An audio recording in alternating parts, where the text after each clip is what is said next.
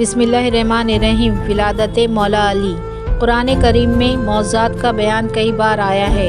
इस तरह के हालात वाक़यात अनबिया करीम की ज़िंदगी में कसरत से पाए जाते हैं, जिनसे इंसान को खुदावंद ताला की कुदरत का यकीन हो जाता है और इंसान तस्लीम कर लेता है कि तमाम मौज़ूआत खुदा के हुक्म इलाही के पाबंद है।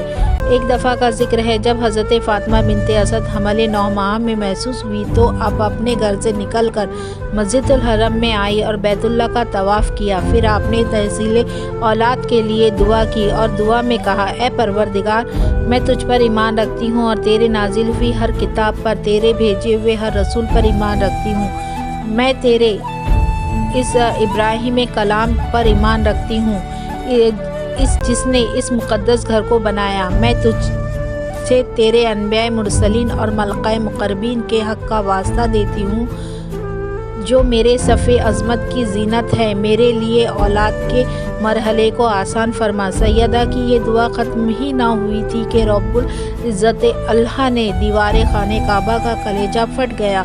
दीवार काबा उस मकाम से शक हो गया जैसे कि मुस्तहार कहा जाता है। इसके बाद बीबी काबे में दाखिल हो गई। फटी हुई दीवार दोबारा मिल गई और सैयदा ने वहाँ से हज़रत अली को जन्म दिया। हम सब इस बात से आगाह है कि काबे का दरवाज़ा मौजूद था, जहाँ से इंसान काबे के में दाखिल हो सकता था, लेकिन कुदरत ने दरवाज़ा ना खोला। इसके बजाय दीवार काबा शक हो गई ताकि अली की आमद की वजह निशानी दिखाई जा और कल कोई ये ना कह सके कि फ़ातिमा बिनते असद मसरूफ़ तवाफ़ में थी। जब वक्त विलादत करीब आया तो आप दरवाज़ा खोलकर अंदर चली गई। वहाँ पर बैठे हुए अब्बास बिन अब्दुल मुत्तलिब, यजीद बिन कैफ बैठे हुए थे और बनी हाशिम बनी अब्दुल अजीज़ बैतुल्लाह के सामने बैठे हुए थे।